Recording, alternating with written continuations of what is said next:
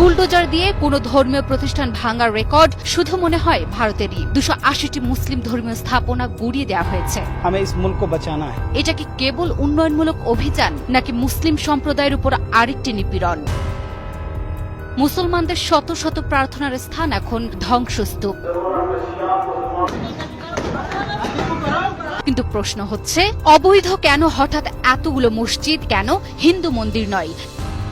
নেপাল সীমান্ত ঘেঁষা ভারতের উত্তরপ্রদেশে হঠাৎ করে শুরু হলো এক বড়সড় অভিযান। সেখানে হঠাৎ গর্জে ওঠে বুলডোজার। 280টি, ভারতে মাত্র 7টি জেলায় 280টি মুসলিম ধর্মীয় স্থাপনা গুড়িয়ে দেওয়া হয়েছে। রাজ্যের 7টি জেলার উপর চলেছে এই তথাকথিত অভিযান। আর এই অভিযানের ফলে মুসলমানদের শত শত প্রার্থনার স্থান এখন ধ্বংসস্তূপ। চোখের সামনেই ধুলোয় মিশে যায় সেগুলো। এখন প্রশ্ন হচ্ছে, এটা কি কেবল উন্নয়নমূলক অভিযান নাকি মুসলিম সম্প্রদায়ের উপর আরেকটি নিপীড়ন?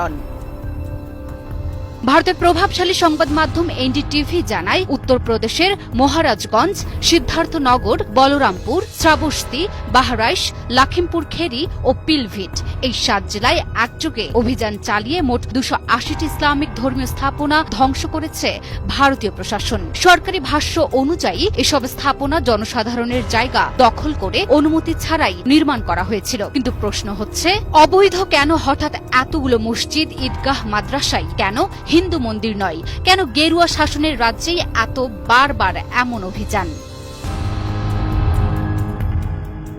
এই ঘটনার মধ্য দিয়ে আবারও সামনে এলো ভারতীয় প্রশাসনের মুসলিম বিদ্বেষী মনোভাব। কয়েকদিন পরই পবিত্র ঈদুল আজহা, ঈদের ঠিক আগে 6টি ঈদগাহ চত্বর গুড়িয়ে দেওয়া হয়েছে। শুধু ঈদগাহ নয়, 225টি মাদ্রাসা, 30টি মসজিদ, 25টি মাজারও। একটি মসজিদ কিংবা ঈদগাহ ভাঙা মানে শুধু একটি দালান ভাঙা নয়, তা মানে হাজারো মুসলিম মানুষের হৃদয়ে আঘাত। কারণ এগুলো মসজিদ, মাদ্রাসা, ঈদগাহ মুসলিমদের ইতিহাস, বিশ্বাস এবং আত্মার প্রতিচ্ছবি। তাই মনের অজান্তেই প্রশ্ন জাগে, এগুলোই কেন বারবার অবৈধ হয়? কেন ভারত সরকার সেগুলো বারবার ভেঙে ফেলে, গুড়িয়ে দেয়? ভারতের সংবিধান বলে ধর্ম নিরপেক্ষতা, সব ধর্মের মানুষ সমান। কিন্তু লক্ষ্য করে দেখা যায় টার্গেট কিন্তু একটি গোষ্ঠী। এটা নতুন কিছু নয়। 1992 সালের 6 ডিসেম্বর বাবরি মসজিদ ভাঙার ছবি আজও ইতিহাসের কালো অধ্যায়। তারপর থেকে ধারাবাহিকভাবে দেখা গেছে উত্তরপ্রদেশ, আসাম, মধ্যপ্রদেশ একের পর এক মসজিদ, মাদ্রাসা, ঈদগাহ সরানো বা ধ্বংস করা হয়েছে বিভিন্ন অজুহাতে। কখনো বলা হয় অবৈধ স্থাপনা, কখনো আবার সুরক্ষা হুমকি। ঘটনাগুলো ছোট নয়, কিন্তু প্রতিটি ঘটনা যেন একটা বড় প্রশ্ন ছুড়ে দেয়। ইসলাম ধর্ম কি ভারতের প্রশাসনের চোখে এক অপরাধ, নাকি এটা আসলে এক পরিকল্পিত বৈষম্য যেখানে টার্গেট শুধুই মুসলিম সমাজ? কারণ ইসলাম ধর্ম ভারতে বারবার প্রশ্নবিদ্ধ, বারবার আঘাতপ্রাপ্ত।